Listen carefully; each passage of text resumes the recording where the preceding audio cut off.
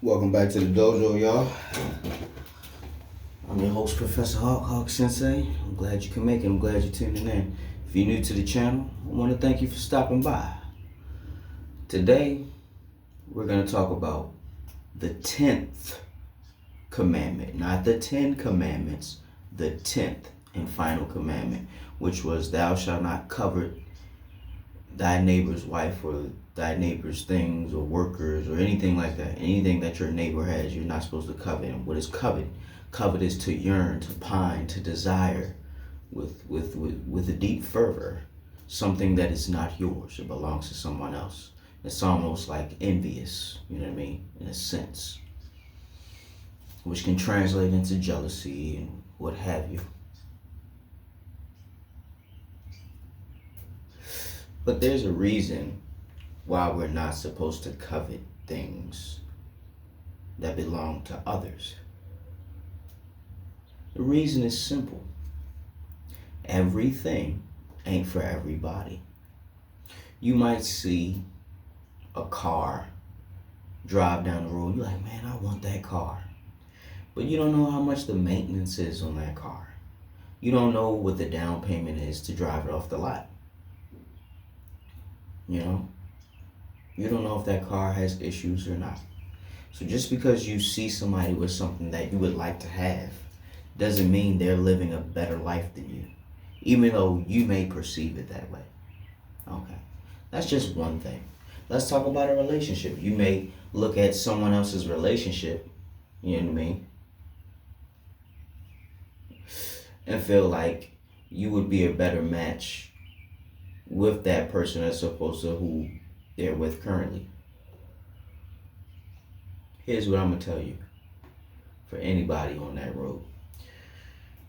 You truly do not know the entire dynamic or situation when it comes to that person over there that you're interested in.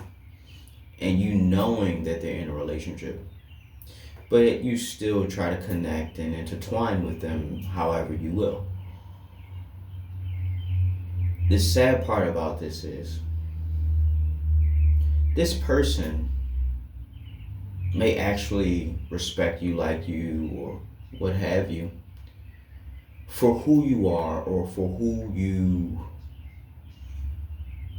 I guess, show up as in their life. Unbeknownst to you, you are frozen in that place, in their heart and in their mind. There's nothing to be gained or nothing to be had. If a woman is divulging information to you about her significant other and you think you have a chance, you might have a chance, but that's like 50 years down the road. You know what I mean? If she wanted you, she'd be with you. It's literally that simple. Women nowadays, they ready to leave a guy at the drop of a hat for any reason. Any reason. So if a woman ain't left who she with and hopped on your train, you wasting your time. You wasting your time. That's one of the reasons why we're not supposed to covet. And moving further, taking it a step further,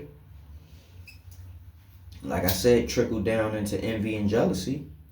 That's what's going to happen if your advances are not accepted. If you never get a chance to obtain the thing that you yearned for, you desired, you spent so much time and energy, and you just invested so much of yourself into this person, this situation, this thing, this endeavor, this ambition, this goal, and it's not meant for you. Can you imagine how distraught, how angry, how frustrated, how wrathful you would feel if you sacrifice years of your life to obtain something and you never get it? We must find the things that fit us the best. What fits us the best may not be what fits for everybody else. I'm slowly realizing that about myself. I used to think I wanted a particular type of woman. Honestly, at this point, I really don't even care. I really don't even care. As long as she actually genuinely fucks with me. likes me, cares about me, and is cooperative with me, I don't really care who she is. I mean, of course, she's gonna have to meet a certain level of attraction in my standard, but outside of that, you know what I mean? She ain't gotta be no Beyonce or nothing. I mean, man, fuck all that. Fuck all that. I want what is out there for me. I want the money that's for me. I want the opportunities that are for me. I want the people that are for me in my life. I don't want things that are not meant for me. I don't. And I learned a long time ago that what is not meant for you will never come to you. It can pretend like it wants to. It can play the game with you. But it's never meant to be yours. You're always going to get what you're supposed to. You may think you're going to get over. You may think you have an opportunity to take this or take that or earn this. But none of us make the rules. We're not calling the shots. We're doing what we can. We're getting away with what we think we can. You know what I mean? It's a sad thing to watch somebody go for things that they'll never obtain. It's like running down an endless hallway. I know you've probably seen like nightmare visions of that, or maybe in a movie or something. If you ever play Super Mario 64, the endless staircase, you know, that's what I'm talking about. You're gonna always just be running after it. It's always gonna be just that far away. It's always gonna be that far away. No matter how much you close in on it, it always moves just that much more as you do.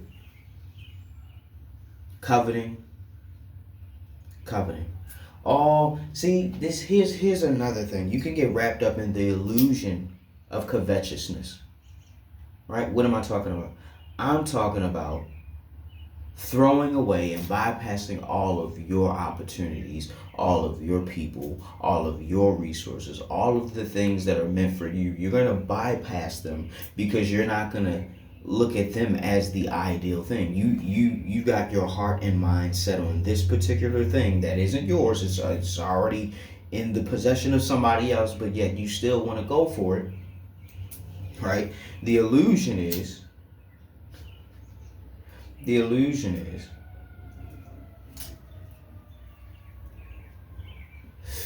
you think that this thing is better than everything that's meant for you. So you'll forsake friendships, you'll forsake job opportunities, you'll forsake relationships, and whatever else you think is of lesser importance because you're focusing all your time and your energy on this subject, this person, this situation, this situationship, this opportunity, this dream, goal, endeavor, aspiration. Doesn't matter, whatever it is. You can't covet things, you can't desire things, you can't yearn for things that someone already has. Unless you're gonna strike a deal with them and buy it from them or earn it from them or trade, you know what I mean? You're doing yourself a disservice. Because all that time, you focusing on somebody else's stuff, you know what I mean? You forgetting about all the things that you have to be thankful for, all the things that you have that other people wish that they had. Imagine if you had to give up everything you own and possess and earned and rights to just to get this one thing. That's how it's going to feel in the end. And then the sunk cost fallacy is the last part I want to bring to your attention. Sunk cost fallacy. That's the realization that this thing is not worth what I thought it was when I first came across it. All of the time and energy that I invested into it, it now has a depreciated or lesser value because I can truly see it for what it is now. Now that I have it, now that I can look at it under a microscope, I can scrutinize it, you know what I mean? Now I see that this is not what I thought it was, sunk cost fallacy. You know what I mean? You basically paid more than what it was worth just to have it. It's like betting. You know, it's like, can I get 25, 25, 44, 45, do I have 45, 48, 45, 45. That's what you're doing when you're coveting something. You're trying to place your bid. You know what I mean? You're gambling. You're trying to place your bid. You know what I mean? You think it's going to go to the highest bidder. This thing ain't worth but $50. But because somebody else has it or other people want it, and you think you know what I mean, you're in the running, you know what I mean? You're gonna overpay like 10 times as much just to say that it's yours. And then you're gonna get home, take it out the box or whatever, and realize it's just a $50 contraption. But you paid $500 for it. Stupid. Sunk cost fallacy. So with that being said, I hope you learned something today. I hope you are not looking at others' things, achievements, goals, partners, ambitions, talents, whatever, and becoming covetous or envious. Those are treacherous feelings that will lead you into the dark, twisted depths of the abyss, which is psychopathy, psychopathy, psychosis, illusion, delusion. We don't want to go there. We want to stay tethered and grounded to reality. We can have our fantasies when it's time for such, but right now, it's time to keep it real. You gotta get your own. Don't try to take somebody else's. Professor Huck signing out. Huck Sensei bids you adieu. Hope you're waking up every day with a plan, a purpose, and a smile. And if you're not waking up with a plan, a purpose, and a smile, hey, at least you're waking up.